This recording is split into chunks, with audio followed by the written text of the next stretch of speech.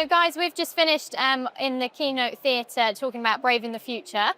Just for today's session, would you mind just introducing yourselves? Nick, we'll start with you, please. Yeah. So I'm Nick Spencer. I'm a EHS advisor. I've had a couple of years in the job, and before that, I was a research chemist for 8 years.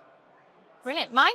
My name's Mike. I'm a PPE officer for the Scottish Fire and Rescue Service. Started off within the operations side and then moved across to the support element in asset management. Brilliant, fascinating backgrounds. So we'll start with you, Nick, if that's right. Could you tell us about the key challenges that you've faced in your career and how you've overcome them?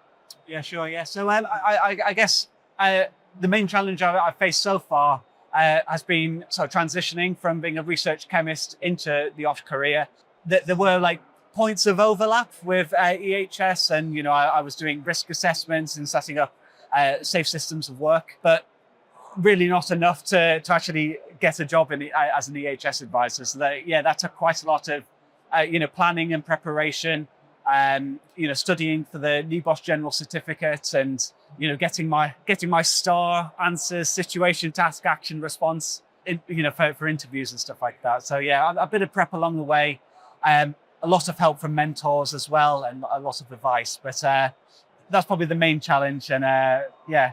So just sort of your competency coming into it as being sort of your main challenge, and how you adapt to that and assess those gaps? Yeah, exactly. Making sure I've found the right opportunities and to basically sort of set myself up for a career in OSH.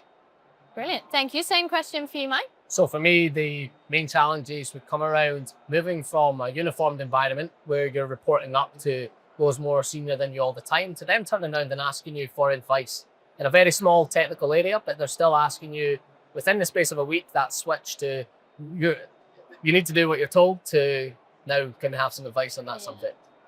Yeah, so a bit of hierarchical change there for you. And so how have you approached it?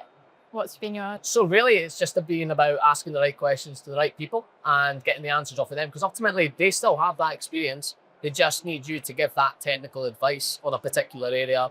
For me, it's PPE. So it's them trusting you and you trusting them, and understanding that most of them are open to change. It's just a case of they need to trust that you know the job that they do, because ultimately you're changing the level of protection and the controls which they have in place.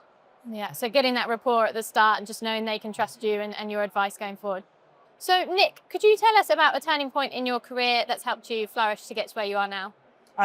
So I guess it was the realization that, I worked as a research chemist for several years, and it was very rewarding.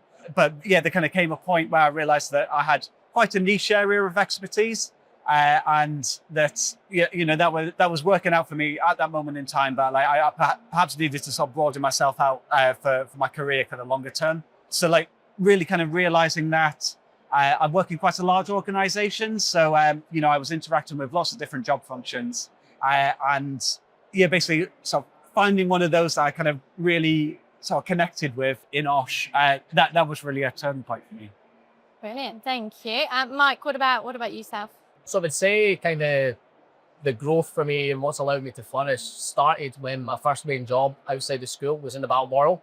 I remember the chief concierge at the time saying to me, although it's a 5-star hotel, you need to look for that connection over perfection. Now, the general public have that image of 5-star hotels and it being all about everything's perfect all the time. And it's actually more about how do you engage with the individual as a guest? How do you connect with them? And how do you build that relationship and rapport from there? And then took all those skills across to being a firefighter. So he's with the Scottish Fire and Rescue Service on the operational side. And then due to a brain tumour, shifted across to the support function and advising asset management around PPE. And I would say from there, taking a lot of those skills when you're talking to senior officers, firefighters, you're in a strategic environment. It's about adapting the way that you talk, connecting with the user, and making sure that ultimately they're on board with what you're saying. Brilliant. And last question for you guys. What advice would you give those thinking of joining the OSH profession? Sure. So I would say for myself, it's about having the confidence to ask all the right questions. You don't necessarily need to have the answers. And if you keep that confidence to ask the right questions, ultimately you're going to gain on hundreds of years of experience of those around you. So I would say keep asking the questions, keep the confidence, and ultimately that allows you to grow personally and professionally. Brilliant. Thank you. Great tips. And Nick? I'd say, as you enter any job, you obviously want to do the best you possibly can at that job, but then taking the time to see how you want to kind of progress personally as well. So yeah, like personal development plans, knowing your own strengths and weaknesses, and where you can kind of grow into your profession, into your career. I'd say that's very important. Brilliant. Thank you very much, guys.